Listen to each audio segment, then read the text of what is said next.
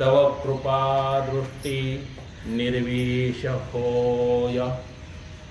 आज मी इथे का बसलो हे थोडंसं आश्चर्यवत वाटण्याजोगंच आहे आणि हे खरं म्हणजे माझं अहोभाग्य म्हणावं लागेल।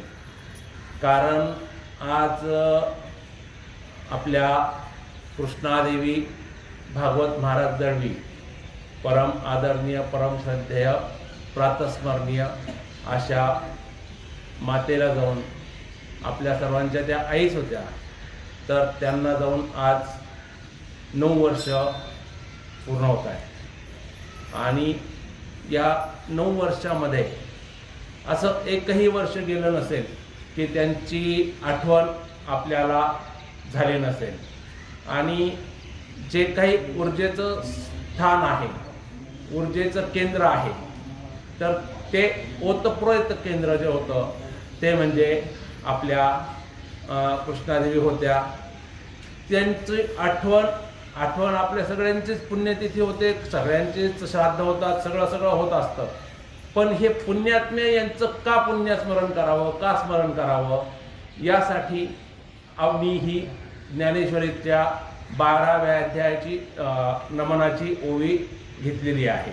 या नमनाच्या ओवीमध्ये जय जय ओ शुद्धे, जय जय ओ शुद्धे जे शुद्ध आहे आणि परम पवित्र असं जे तत्व आहे हे ज्यांच्या ठिकाणी वसलेलं होतं अशा त्या कृष्णादेवी होत्या। त्यांना ओळखत नसेल असं इथं मला नाही वाटत कुणी असेल म्हणून। आणि त्यांनी त्यांच्या आयुष्यामध्ये त्यांची सुरुवात कुठनं झाली, कशी झाली, काय झाली याचा जर विचार केला तर ऐहिकदृष्ट्या अत्यंत प्रतिकूल वातावरण, अत्यंत प्रतिकूल, की ज्या ठिकाणी आपले सांसारिक जीवन हे उद्ध्वस्त होण्याच्या मार्गावर असताना त्याचाच आधार घेत त्यांनी सांसारिक जीवन तर सफळ केलंच, पण परमार्थ किंवा पारमार्थिक जीवनाची अत्युच्च पातळी जी असते की आपण मोक्ष मोक्ष मोक्ष म्हणजे काय, आपण मोक्षाचा ज्यावेळेस विचार करतो तर मोक्ष याचं थोडंसं चिंतन करताना एक लक्षात येतं की आपल्या प्रापंचिक जीवनामध्ये आपण सातत्याने बदलत असतो, सातत्याने बदलत असतो। म्हणजे कालचे आज आपण नसतो, आजचे वर्षांनी नसतो, वर्षांचे 2 वर्षांनी नसतो आणि कालांतराने आपण देहरूपानेही नसतो। परंतु पारमार्थिक जीवनामध्ये हे पूर्णतः अविच्छिन्न असतं, ते बदलत नाही। कल्पांतेही पारमार्थिक जीवन हे बदललं जात नाही, ते व्यापक असतं आणि व्यापक तत्वाचंच नाव जे असतं ते संत असतं। संत व्यापक कसे, तर ते देव तरी फक्त दृष्टांचा संहार करतो आहे की नाही, आणि सज्जनांचं रक्षण करतो, पण संत दृष्टांनाही जवळ करतात आणि सज्जनांनाही जवळ करतात। परित्राणाय साधूनां विनाशायाच दुष्कृतां धर्मसंस्थापनार्थाय संभवामि युगे युगे। तर हे संत जे असतात ते दुष्टांनाही जवळ करतात आणि सज्जनांनाही जवळ करतात, किंबहुना सज्जनांचं सगळंच ते पाहतात। संत काय करतात, संत जे जे त्यांना आपल्याला शक्य नाही त्या सर्व गोष्टी आपल्या हातावर मस्तक ठेवला त्या क्षणी ते आपलेस करतात आणि समोरचा माणूस हा क्षणार्धात वाल्मिक करण्याची जी ताकद असते ती या संतांमध्ये असते। आणि ती ताकद जी होती ती आपल्या कृष्णादेवींच्या ठाई होती। त्यांचं इहलोकीचं जर आपण कार्य पाहिलं तर त्या प्रारंभीच्या काळामध्ये नगरमधले जे विविध विडीचे कारखाने होते त्यातले आता 2-3 शिल्लक राहिले, परंतु नगरमध्ये जेवढे कारखाने आपल्याला माहीत आहे त्या सगळ्या कारखान्यांमध्ये त्यांनी त्यांची सेवा दिलेली आहे। आणि ते करत असताना त्या पोलीस हेडक्वार्टरमध्ये सुद्धा रोज प्रवचनाची सेवा त्या देत होत्या। आणि एवढ्या एकाच त्यावेळेस दक्षिणा जी होती ती 5 पैसे 10 पैसे रुपया हा त्या काळात विषयच नव्हता। त्या काळात महाराजांना साथ देणं आणि महाराजांचा असा स्वभाव, कसा स्वभाव हे सगळं मी सांगायची गरज नाही, सगळ्यांना ज्ञात आहे. तर अशा स्वभावाच्या माणसाशी नवनीत होऊन आणि आपल्याला जे काही पुत्ररत्न आणि कन्यारत्न प्राप्त झालंय त्यांना सुसंस्कारित करत करत करत करत आपलं परमार्थिक जीवन अत्युच्च पातळीवर, मी अजून मोक्ष सांगितलेला नाही कशाला म्हणतात ते, मी फक्त म्हटलं मोक्ष म्हणजे काय, तिथपर्यंत मला यायला अजून 10 मिनिटं लागतील. आणि मला वाटतं आता मी भरपूर वेळ बोलू शकेल, कारण सद्गुरू सारिका पुढं काय हां, तर त्यामुळे राजाची कांता मनाची अजोगे हां, आणि पुरवता धनी माझ्या मागे बसलेला असल्यामुळे मला कशाचीही भीती आता उरलेली नाही. आणि जरी चुकलं तरी ते पदरात कोण घालतात, फक्त संतच आपल्याला पदरात घालू शकतात, बाकीचे कोणीही आपल्याला पदरात घेत नाहीत, आपल्याला सांभाळ करू शकत नाहीत. तुम्ही कसे असता खटनाट यारे, शुद्ध होऊन जावे, दौंडी पिटी व्हावे चोखा वेळा. हे जे आपण फक्त अभंगात म्हणतो त्याचा जर विचार केला तर बाईंकडे सगळं जे सामर्थ्य होतं महाराजांच्या कृपेने, त्यांच्याकडे खटनट आले आणि शुद्ध होऊन गेले. आणि त्यांच्याकडे गेल्यानंतर उपवाशी पोटी कोणी अतिथी किंवा यती किंवा संत किंवा महाराज कोणीही जाऊ त्याला त्या लाडू किंवा भोजन दिल्याशिवाय त्या परत पाठवत नव्हत्या. आणि हे जे अलौकिक, आणि असल्यावर तर कोणीही करेल, असल्यावर सांगण्याची गरज नाही करा म्हणून, पण घरात 18-20 अशी परिस्थिती असताना समोरच्याला मिष्टान्न भोजन जीव घालण्याची जी ताकद आहे ती फक्त आणि फक्त या संत वृत्तीच्या लोकांमध्येच असते. माझ्याकडे 100 रुपये असतात पण माझ्या ती दानत नसते की कोणाला तरी वडापाव खाऊ घालावा, पण हे लोक 100 रुपयाने 10 रुपये असताना ते दुसऱ्याला वडापाव घालवतात आणि स्वतः उपाशी राहतात. हे जे सामर्थ्य असतं हे या संत लोकांकडेच असतं. आणि मग मी जे सांगत होतो मोक्ष मोक्ष मोक्ष म्हणजे, तर मोक्ष म्हणजे दुसरं तिसरं काही नाही, अल्टिमेट हॅपीनेस, अल्टिमेट ग्लॅड, म्हणजे सर्वोच्च दुःखाची परमनिवृत्ती आणि सच्चिदानंदाची प्राप्ती. म्हणजे तरी काय की आपले विचार, प्रापंचिक विचार जिथे खुंटतात, खुंटण्याची बुद्धी होते, आणि जिथे नवीन विचारांची अनुत्पत्ती, म्हणजे ज्यावेळेस आपले नवीन विचार हे बाधक असतात. कुठलाही विचार घ्या की माझा मुलगा मला सांभाळेल का, माझं घर होईल का, माझी प्रकृती चांगली राहील का, हा जो विचार आहे तो विचार आपल्या पारमार्थिक जीवनाला बाधक असतो. हे सगळे विचार जिथे संपतात आणि कुठलाही विचार आपल्या अस्तित्वाच्या दृष्टीने, ते पारमार्थिक असो, आदिभौतिक ताप असो, आदिदैविक ताप असो, आध्यात्मिक ताप असो, कुठल्याही विचार हा शून्य होणे, त्याचंच दुसरं नाव म्हणजे मोक्ष आहे. मोक्ष मार्गाचे आपण सगळे सांगाते आहोत आणि महाराजांमुळे आपल्याला तो मोक्षाच्या आपण जवळ गेलेलो आहोत. आणि त्या महाराजांचा अनुग्रह ज्यांना लाभलेला होता अशा त्या कृष्णाबाईंचं आपण आज स्मरण करत आहोत. आणि कृष्णाबाई म्हणजे एक अलौकिक व्यक्तिमत्व होतं. त्यांच्याकडे पाहिल्यानंतर शालीनता कशाला म्हणावी याचं उत्कृष्ट नमुना दाखल आपण त्यांना दाखवू शकतो की बोलावं कसं, वागावं कसं, रागवावं कसं, आपलंसं कसं करून घ्यावं, याचं जर बाळ कडू पुढे भेटत असेल तर ते देणाऱ्या कृष्णाबाई होत्या. आणि त्यांनी त्यांच्या इहलोकीच्या जीवनात महाराजांचं जे पारमार्थिक जीवन सुरू होतं त्यामध्ये महाराजांना दिवस दिवस कीर्तनाला जायचे महाराज. कधी 8 दिवस, कधी 10 दिवस, कधी कधी 4-4 महिने चातुर्मासात पंढरपूरला जायचे. त्यांच्या अनुपस्थितीमध्ये इथल्या रोजच्या प्रवचनाची जबाबदारी असेल, घर सांभाळण्याची जबाबदारी असेल, त्यांनी एकट्याने त्या काळात सांभाळलेले आपल्याला दिसून येते. आणि असे महात्मे जे असतात ते आपल्या स्वतःला सांभाळत सांभाळत सांभाळत नदी जसे स्वतः सागराला मिळते तसं हे जे महात्मे असतात ते आजूबाजूचे सगळे जे काही लोक येतील त्यांना शुद्ध करत करत करत करत करत सागराला जाऊन मिळत असतात. आणि स्वतःही ह्या परमार्थिक जीवनात ते नष्ट होत नाही. ते काय होतात, अमरहा खरे पे का पहा खोटे हे, देह नका म्हणून माझा ऐसा मग भरवसा कळेल. ते देह तादात्म्य त्यांचं आधीच नष्ट झालेलं असतं.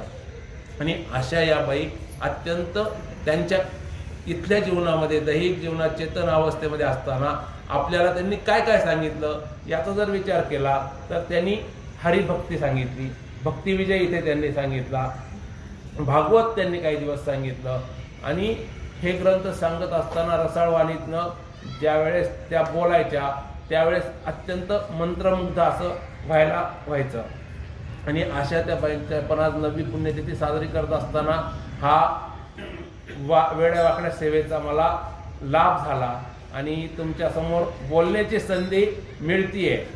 आणि हे मी प्रस्तावनेतच संपणार आहे. मी काय ती ओवी सांगणे इतका हुशारही नाही, त्या बाबतीत मी बोलूही शकत नाही. आणि मज पामर आहे काय थोरपण, पायीची वाहनं पायी बरी. म्हणजे खरं सांगायचं मला काहीच येत नाही. बाळ का बुबडा बोली, का वाकडा विचूक पाली, रिजे करुणी माऊली रिजे जेवी, चोच करुणी माऊली रिजे जेवी. म्हणून मी हे बोलण्याचं धाडस करतोय की मला माहिती की माझी माऊली माझ्या शेजारी विराजमान आहे आणि त्यांच्यासमोर मी काहीही बोललो तरी मला माहिती आहे की ते मला रागवणार नाहीत. ही एक मला प्रतीती येत असल्यामुळं मी इथे 2 शब्द तुमच्यासमोर बोलू शकतो. आणि तुमचे जे काही अनुभव आहेत या संदर्भातले ते भलेही तुम्ही व्यासपीठावरून व्यक्त केलेले नाहीत, परंतु मी प्रामाणिकपणे सांगतो की तुम्ही स्वतः सगळ्या ज्या महिला आहेत त्या कृष्णाबाईंशी ज्यावेळेस सप्ताह असायचा त्यावेळेस त्याच्यावेळेस भजनाला यायच्या, त्यावेळेस त्या तुमचं पूर्ण तादात्म्य त्यांच्याशी तुम्ही एकरूप होऊन जायच्या. मग ते फुगडे असेल, भारुड असेल, भारुडामध्ये दादला नको गो बाई, मधला नवरा नको गो बाई, हे त्यांचं भारुड. किंवा मी केळी खाते वगैरे वगैरे ते म्हणता येतं मला, आता नाही येणार. तर हे जे भारुडं म्हणण्याचं त्यांचा हातोटी होती. किंवा भजनं म्हणताना त्यांचा जो स्वर लागायचा ते ऐकण्या मंत्रमुग्ध माणूस कधी होऊन जायचा. आणि साधं सोपं बोलणं हे खूप अवघड असतं. अवघड खूप सोपं असतं बोलायला, पण साधं सोपं बोलणं हे खूप अवघड असतं. आणि त्यांची ती एक विशेषता होती की ते साधं बोलणं प्रवचनातून सर्वांना आपलंसं करीत हरिविजय भक्तिविजयाच्या माध्यमातून त्यांनी आपल्याला पारमार्थिक जीवन कसं साध्य करावं आणि मोक्षापर्यंत कसं पोचावं. धर्म, अर्थ, काम आणि मोक्ष या सर्वोच्च पातळीवर मोक्ष आहे आणि धर्म अर्थ करत असताना सुद्धा मोक्ष कसा साधता येतो हे त्यांनी त्यांच्या आचरणातून आपल्याला इथं शिकवलेलं दिसून येतं. आणि त्यांचा आपल्याला जो सहवास त्या काळात लाभला त्याबद्दल आपण स्वतः कृतकृत्य आहोतच, पण तेही आपलं सर्वांचं भाग्य आहे की असे एक दाम्पत्य जीवन आपल्याला आपल्या जीवनामध्ये अनुभवायला मिळालं. आपल्याला त्यांच्याकडनं अमृतपान प्राप्त झालं. ही साधी सोपी गोष्ट नाही आहे. पहिली गोष्ट म्हणजे संत महात्म्य मिळणं मुश्किल, ते समजणं मुश्किल आणि त्यांच्याकडनं अमृतपान आपल्याला भेटणं ही त्याहून दुर्मिळ गोष्ट आहे. ते महाराज सांगत असतात काय काय दुर्मिळ आहे, काय काय नाही, कसं कसं आहे, आणि तुम्हाला मी ते सांगण्याची आवश्यकता नाही. आणि त्या दुर्मिळतेत जे काही होतं रत्न ते कृष्णादेवी मातेंचं, त्या रत्नाला. आणि त्यांनी आपल्याला काय केलं लेकुरा लेववी माता अलंकार, नाही अंतपार आवडीसी, कृपेचे पोसणे तुमचा मी दिन, आदी संत जन माय बाप. म्हणजे त्यांनी आपल्याला जी अंगडी पांघरवली किंवा घातली ती अंगडी ही आपल्या दैहिक झाकणापुरती मर्यादित नव्हती, ते वस्त्र प्रावरण नव्हतं, तर आपल्याला त्यांनी ह्या पारमार्थिक जीवनाचं अंगड कसं घालायचं हे शिकवलं अत्यंत सोप्या भाषेतनं. मग ते वामन भाऊंचं सांगायचे, तुकाराम महाराज सांगायचे, आणखी जनाबाई सांगायच्या, मुक्ताबाई सांगायच्या. आणि त्यांचं जीवन इतक्या प्रतिकूल जेवढं होतं तेवढं तर आपलं बिलकुलच नाही. इथपर्यंत सांगत आल्यानंतर आपल्याला ते का शक्य नाही हे सांगत त्या आपणही त्यांच्यासारखं होऊ शकतो हे आपल्या मनावर बिंबवायचं, त्या कायम प्रयत्न करायच्या आणि ते सगळ्यांना भावलं जायचं. आणि ते भावनं तुकाराम महाराज आपण का होऊ शकत नाही, आपण तुकाराम महाराज आहोतच हे ते आधी सांगायच्या. नंतर ते का होऊ शकत नाही तर आपण तेवढं तादात्म्य तिथे ठेवत नाही. आपण तिथे कुठेतरी कमी पडतो. त्यामुळं आपण तुकाराम महाराज होऊ शकत नाही. आपण पूर्ण देहबुद्धीने किंवा मनोबुद्धीने किंवा बुद्धीने आपण तिथपर्यंत जात नाही. आपली देह तादात्म्य बुद्धी जी असते ती प्रपंचामध्ये कुठेतरी लटकलेली असते. आपण इथे देहाने ते येतो पण मनाने आपण कुठेतरी घरीच असतो. त्यामुळं आपलं मन जे असतं ते घरी जास्त आणि इथे कमी असतं. त्यामुळे आपण 50 वर्ष झाले तरी हरिपाठाचा दुसरा अभंग कोणता आहे हे अजूनही आपल्याला लक्षात येत नाही. मग दुसऱ्या अभंगात ज्ञानदेव पाठ आहे, त्या तिसऱ्या अभंगात ज्ञानदेव म्हणे आहे, हे आपल्याला अजूनही प्रॉब्लेमच येतो ते म्हणायला. त्यामुळं आपलं ते तादात्म्य नसतं.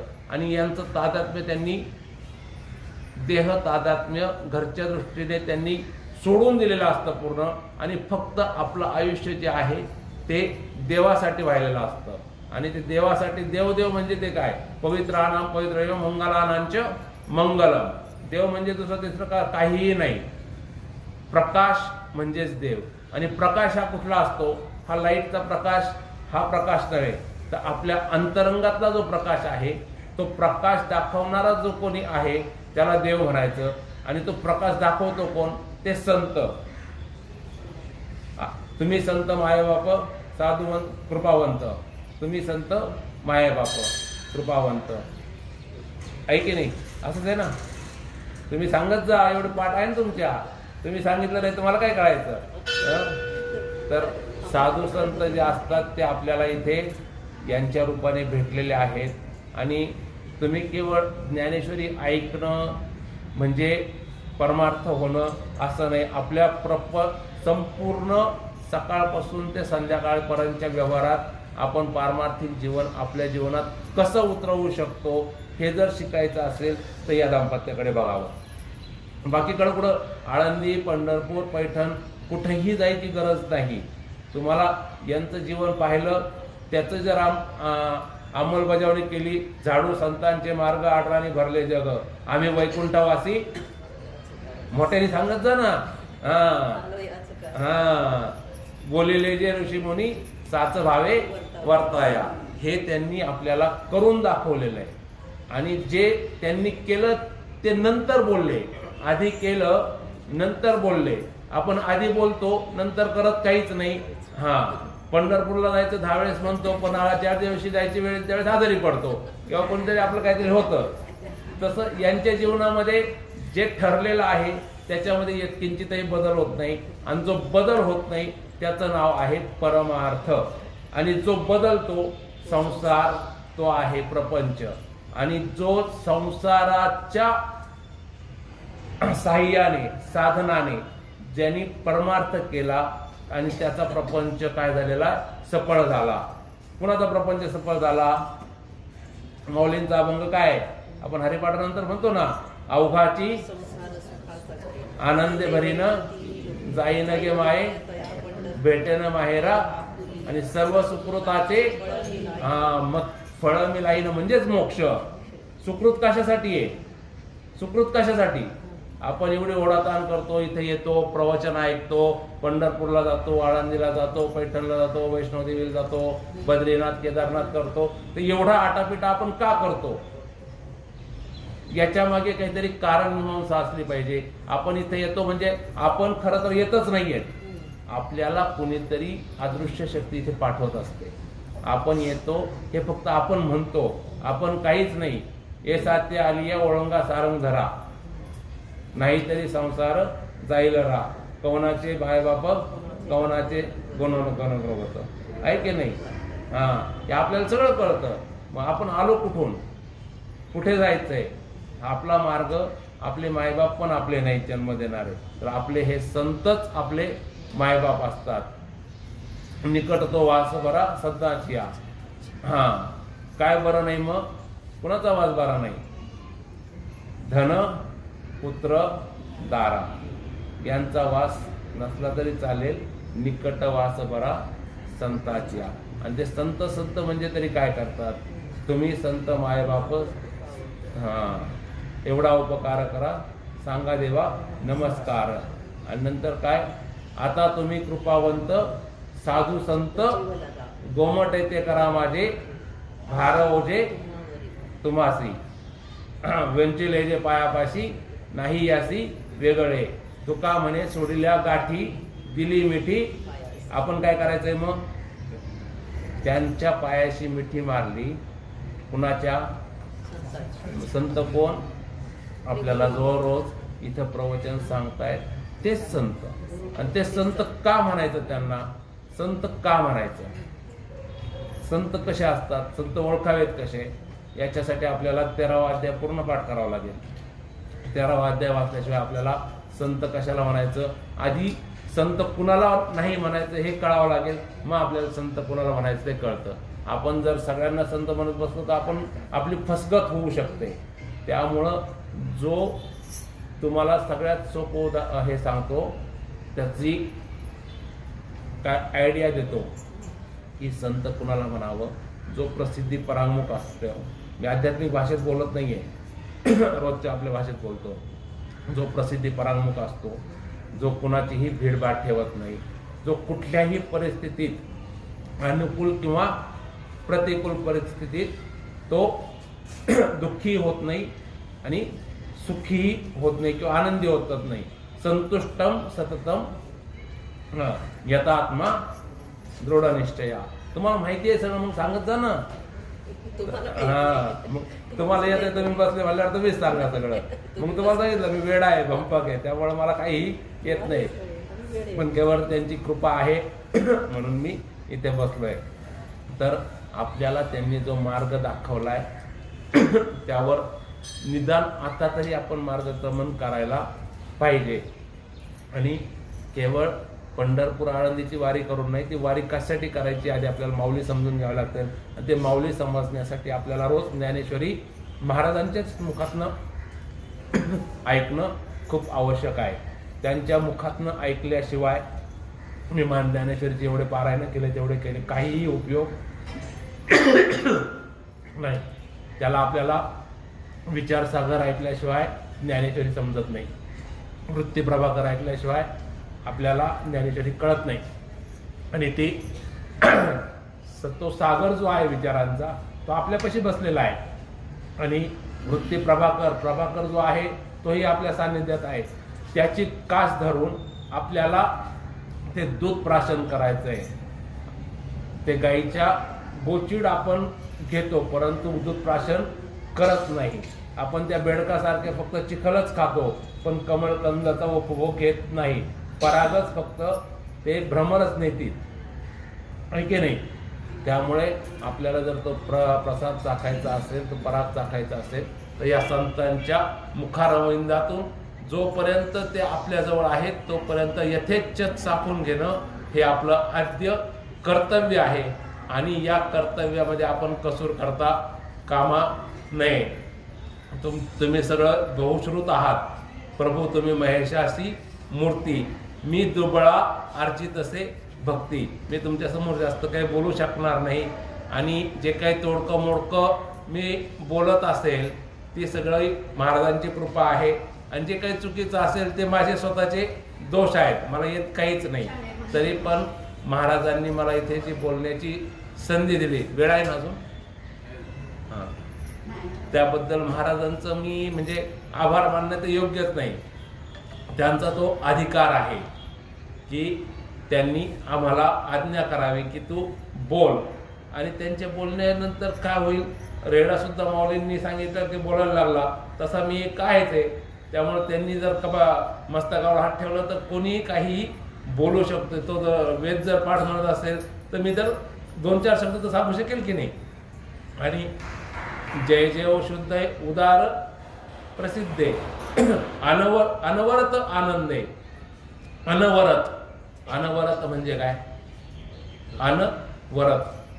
अनवरत म्हणजे त्याचे 2-3 अर्थ होतात. एक सातत्याने, सतत. अनवरत म्हणजे सतत, जोपर्यंत तुम्हाला ते भेटतात तोपर्यंत फक्त आनंद आणि आनंद. दुसरा अर्थ त्याचा आहे की ज्यावर कुठलंही प्रकारचं झाकण नाही, पूर्णपणे पारदर्शक जे आहे तो. मग पारदर्शक जीवन कुणाचं असतं? संतांचंच आहे. या झोपडीत माझ्या तुकडोजी महाराजांचा अभंग आहे, तो सगळ्यांना माहिती आहे. इथे काहीच नाही, कुणी यावं जावं, या झोपडीत फक्त काय इथे मोकळा वारा आहे, बाकी काहीही नाही.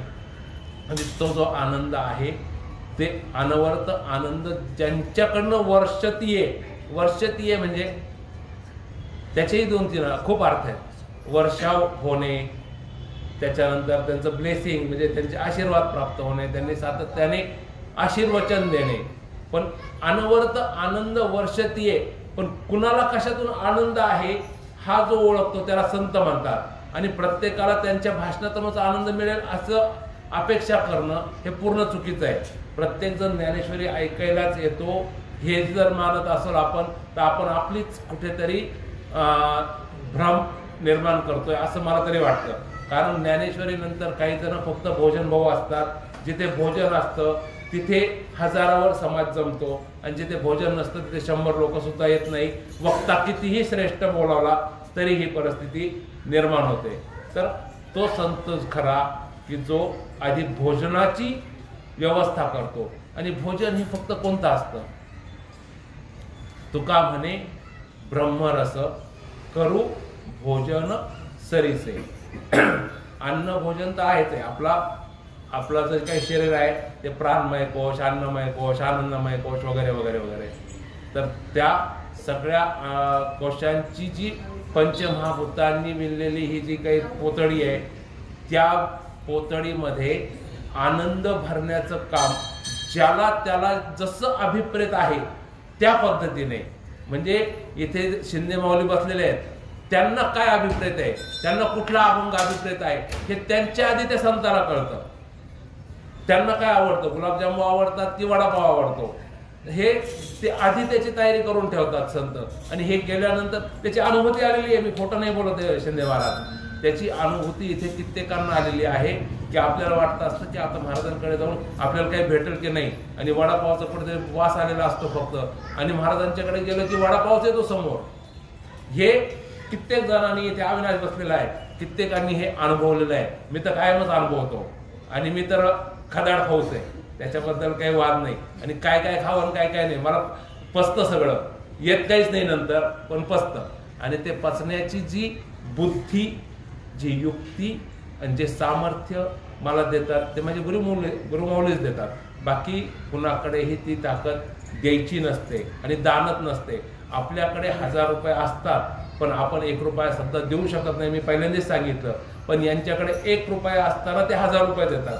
हे जे सामर्थ्य येतं हे केवळ पारमार्थिक त्यांचं जे जीवन असतं त्याच्यातून ती सिद्धी प्राप्त झाली असते. अष्टसिद्धी नवनिधी के दाता तुकाराम महाराज आपण गरीब म्हणतो, पण तुकाराम महाराजांना गरीब म्हणणं हे किती मूर्खपणाचं आहे हे ज्यावेळेस तुकाराम महाराज आपण पूर्ण वाचू, अनुरुनिया थोकडा तुका आकाश एवढा त्यांना जर आपण गरीब म्हणत असू तर आपण किती मूर्ख आहोत.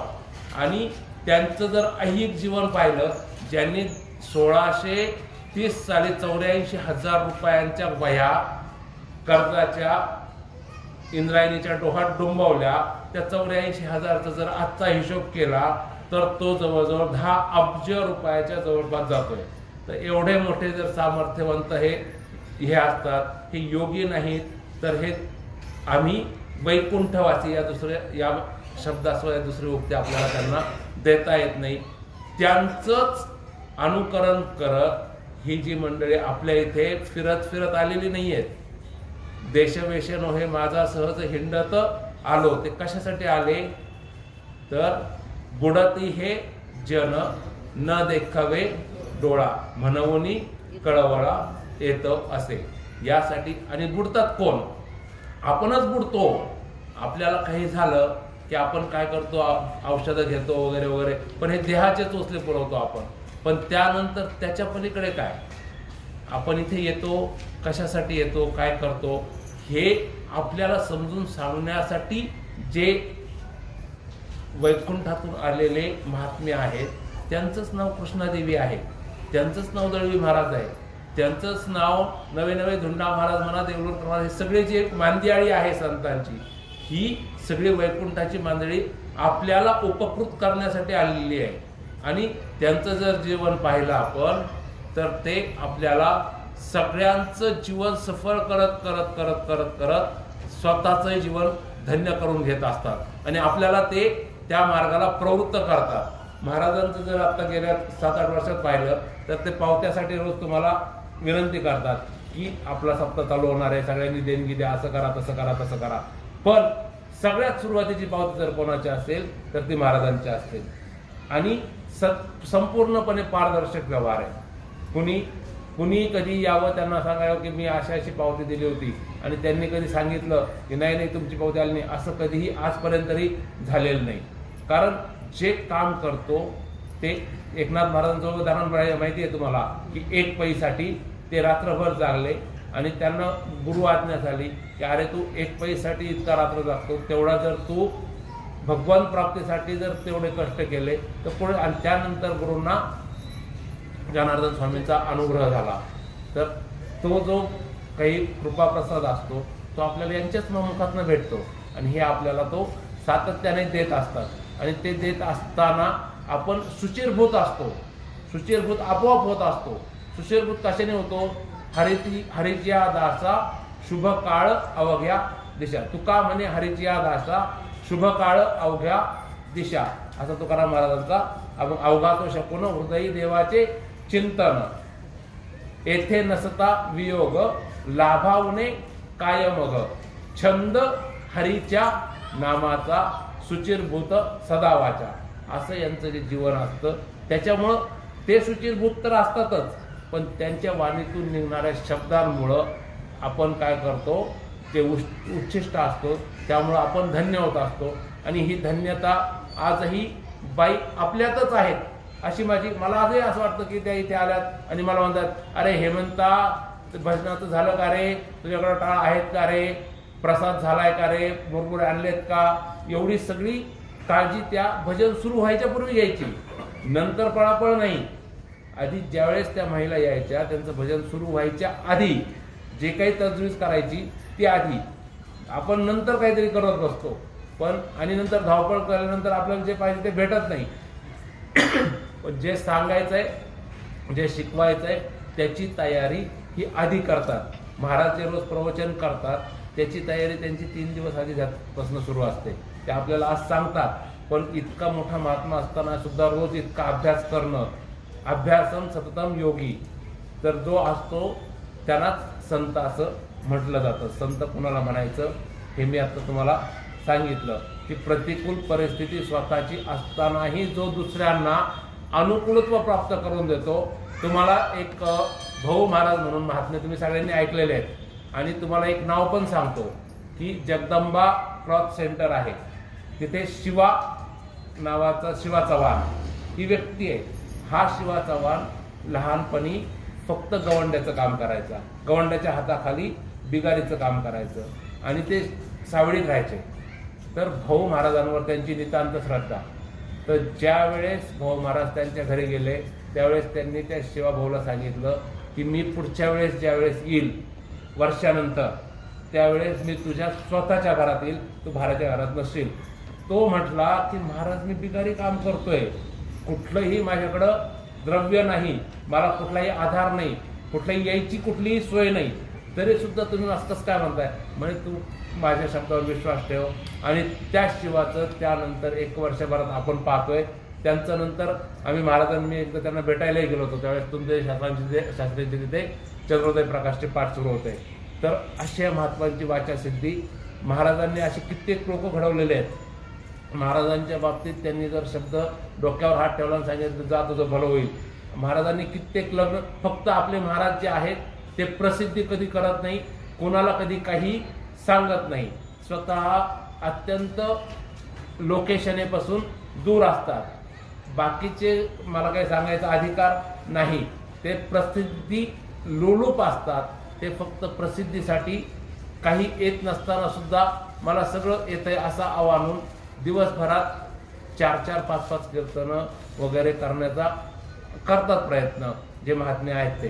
पण खरे महात्मे जे आहेत, आत्ता 4-5 दिवसापूर्वीचं मी उदाहरण सांगेन की त्यांना सांगितलं की असं असं कीर्तन करायचं, दुपारी तुमचं तिथे आता संध्याकाळी तिथे, ते म्हणे मला ते शक्य नाही, मी दिवसभरात एकच कीर्तन करू शकतो. आणि तो महात्मा रात्रंदिवस जरी उभं राहिलं तरी त्यांची वाणी थकणार नाही, पण आपण ऐकून ऐकून थकून जाईल इतकं सामर्थ्य त्या महात्म्याचं. त्यांनी सांगितलं की मला ते शक्य नाही.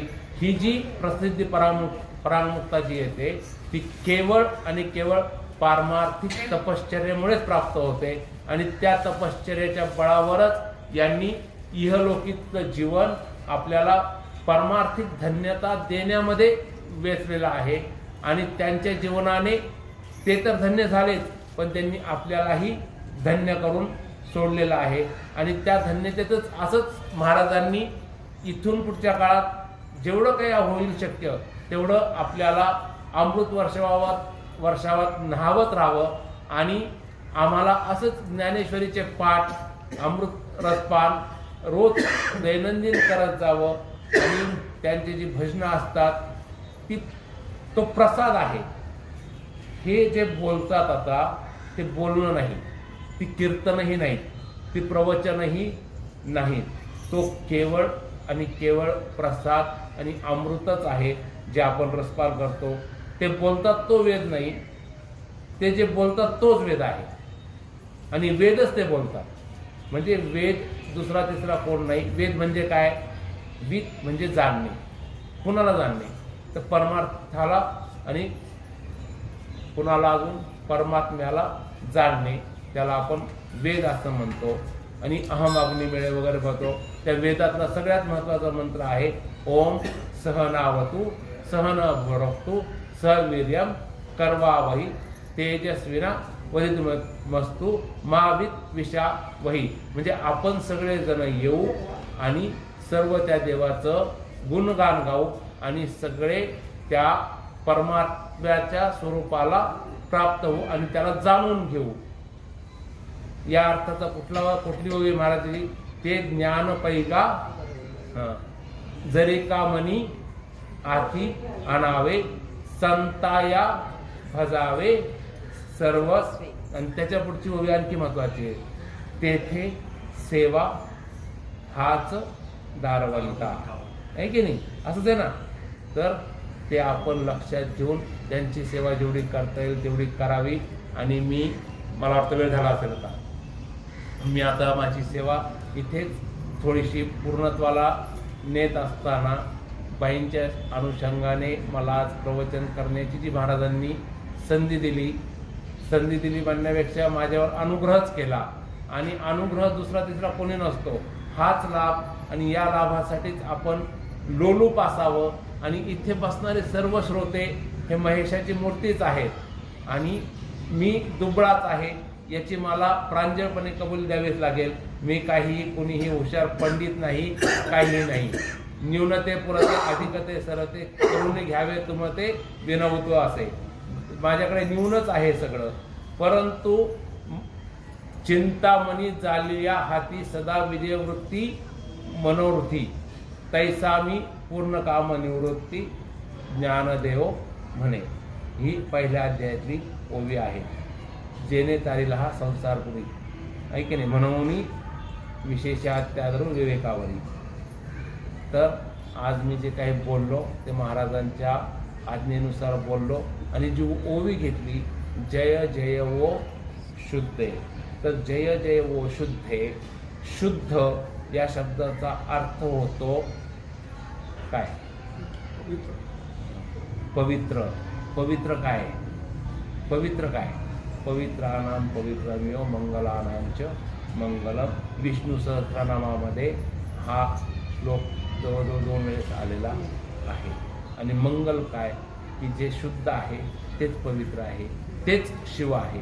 आणि त्या शिवाच्या रूपाला जे प्राप्त झालेलं आहे जय जय शुद्धे उदार पवित्र अनवरत आनंद तोच आहे. आणि तो जो ज्यांनी आपल्याला अविरत दिला अशा कृष्णाबाईंना आपण आज भावांजली 9व्या पुण्यतिथी निमित्त वाहत आहोत. त्यांचं स्मरण हे आपल्याला जितकं आपलं आयुष्य आहे तिथपर्यंत होतच राहणार आहे. आणि तो आनंदाचा ठेवा आपल्या स्मरणात कायम भगवंताने ठेवावा. आणि राम म्हणणं अवघड नाही आहे, रामकृष्ण हरी म्हणणं त्याहूनही अवघड नाही, परंतु ते म्हणण्याची बुद्धी होणं हे प्रचंड प्रचंड प्रचंड अवघड आहे. आणि ती होत नाही. आणि ती जर झाली तर आपण माणूस न राहता मुमुक्षुही न राहता आपण मोक्षालाच प्राप्त होतो आणि आपण ज्ञान जे काही असतं, ज्ञान वैराग्य, याला तुकाराम महाराजांचा अभंग आहे कुठला? माझ्या वडिलांची मिराशिगा देवा, तुझी चरण सेवा पांडुरंगा. त्या अभंगाचा या पहिल्या ओळीचा भावार्थ आहे साध्य, साधक आणि साधन यांची त्रिपुटी जी साधली गेलेली आहे. साधन काय? चरणसेवा. कुणी साधक कोण? आपणच. आणि साध्य कोण? तोही आपणच करेल. तो पांडुरंगा आपल्याला आपल्यासारखा व्हावा आणि ती सेवा त्या पांडुरंगाने आपल्याकडून साध्य करून घ्यावी, हीच माझ्या वडिलांची मिराशी गा देवा. अशा प्रकारचा तुकाराम महाराजांचा अभंग जो आहे तो आपल्याला सगळे जे त्रिपुटिक पूर्ण झाल्याशिवाय कुठलीच गोष्ट साध्य होत नाही. ना प्रपंच ना परमार्थ. परमार्थ साध्य करायचा असेल तर गुरु पाहिजे. गुरु पाहिजे म्हटल्यावर चेला पाहिजे. आणि तो दोघांना एकत्र आणणारं काय पाहिजे? ज्ञेय तरी पाहिजे किंवा ज्ञान तरी पाहिजे. पण ते माहिती असणारे दोघंही पाहिजे. इथे जर मी म्हटलं तुम्हाला कोणालाच ज्ञान नाही, मला तुम्ही म्हटलं मला काही ज्ञानेश्वरी कळली नाही, पण ज्ञानेश्वरी कळली नाही हे तरी कळलंय. हे जर कळलं त्याचा अर्थ ज्ञान आहे ना. काहीतरी आपल्याला येतंय, तेही ज्ञान जर नसेल तरी आपल्याला इथे यायचं तर कळतंय. आपण घरात निघाल्यानंतर घरातनं डायरेक्ट इथे येतो. ते इथे येण्याचं जे ज्ञान आहे तोच परमार्थ आहे. दुसरा तिसरा परमार्थ काहीच नाही आहे. परमार्थ परमार्थ परमार्थ म्हणजे आपल्याला वेगळं काही करायचं नाही आहे. आपल्या जर नवऱ्या मुलीला बघायला एखादा मुलगा येणार असतो आणि अखंड कपाट जर उघडा असतं राष्ट्र आपलं, तर ते आपण ते बोचके बातके सगळे कपडा टाकतो, कपाट साफ पॅक करतो आणि सतरंजी उचलतो, झाडून घेतो आणि तेच आपलं मनातली जे जळमट आहेत ती काढून टाकायची. ती रामनामाने म्हणा, रामकृष्ण हरीने म्हणा, आणि ते जे सांगतात आणि ते जळमट काढून टाकल्यानंतर जे साध्य होतं तोच परमार्थ आहे. याच्यापेक्षा दुसरा परमार्थ कुठलाही नाही. आणि हे आपल्याला महाराज रोजच सांगत आले आणि आपण त्या मार्गावर चालून जावं. आणि या सिद्धेश्वरांनी आपल्याला तशी बुद्धी द्यावी, पांडुरंगाने तशी बुद्धी द्यावी. आणि इथे आपल्या इथे आपल्यासारखं मंदिर अख्ख्या नगरमध्ये दुसरीकडं कुठेही नाही की ज्या ठिकाणी भगवंत शिवाचं वास्तव्य आहे, ज्या ठिकाणी भगवान दत्तात्रयांचा वास आहे, लक्ष्मीनारायणाचा वास आहे, पांडुरंगाचा वास आहे, विंध्यवासिनीचा वास आहे. आणि 3 संत इथे आहेत. माऊली आहेत, तुकाराम महाराज आहेत, एकनाथ महाराज आहेत आणि शनी महाराज आहेत, मागे आपल्या हनुमानजी महाराज आहेत. एवढे सगळे असताना अशा जो मंदिर आहे आणि पूर्ण शांतता जिथे आहे तिथे सत्य, माझ्या सत्यवादाचे तप केले असे बहुत कल्प आहे की नाही. त्यामुळं हे फळ जे असतं ते त्यांनी केलेले तपश्चर्याला हे फळ आलेलं असतं. आणि महाराजांचं आज वय सांगण्याचा माझा अधिकार नाही आहे, परंतु त्यांच्या वयाचं जे काही जेवढं वय आहे तेवढंच त्यांचा परमार्थ आहे. आणि तो परमार्थ हा शतगुणित करायचा, त्याला गुणित जायचं 100 100 100 100 100. त्यानंतर तुम्ही जो शून्य वाचता येत नाही त्याला खर्व निखर्व वगैरे वगैरे म्हणतात. महाराजांना ते माहिती आहे. तर त्यापर्यंत आपण पोहोचू शकत नाही. मग शंख असतो, तो शून्य जो आहे तो शंख आहे, ते भारताची सुपरमध्ये आहे, त्या शून्यापर्यंत आपल्याला पोहोचायचं आहे. संसाराच्या नावे घालून या शून्य, वाढता हा पुण्य धर्म केला. हे ज्यांच्या बाबतीत आपल्याला सांगता येईल असं हे दाम्पत्य. त्या दाम्पत्यातलं एक जे चाक आहे ते कृष्णाबाईंच्या रूपाने मला वाटतं माघ तृतीयेला, शुद्ध प्रतिपदेला, नाही वद्य प्रतिपदा महाराज, ते पौर्णिमेच्या दुसऱ्या दिवशी म्हणजे ते आपल्यातून निघून गेलं आणि ते परब्रह्मतत्वाला प्राप्त झालं. त्याची तिथी ही पुण्यतिथी म्हणून आपण आज साजरी करत आहोत. आणि त्यांनी जो आनंदाचा ठेवा दिला त्यासाठी मी ती ओवी निवडली. जय जय ओ शुद्धे उदार प्रसिद्धे अनवरत आनंद वर्षतीये. जर या माझ्या हे प्रवचन नव्हतं, हे स्फुट होतं, याचीही मला कल्पना आहे. तरी जर काही चुकीचं बोललं गेलं असेल तर माझ्या बुद्धीचे दोष समजा. योग्य असेल ते महाराजांचं आहे, गुरुमाऊलींचं आहे. मी माझ्या वाणीला इथेच पूर्णविराम देतो. पुंडलीकवर्दय हरी विठ्ठल श्री ज्ञानदेव तुकाराम पंढरीनाथ भगवान की जय माऊली ज्ञानेश्वर महाराज की जय जगद्गुरु तुकाराम महाराज की जय शांती ब्रह्म एकनाथ महाराज की जय श्री सिद्धेश्वर भगवान की जय पार्वती पतये हर हर महादेव आता विश्वात्मके देवे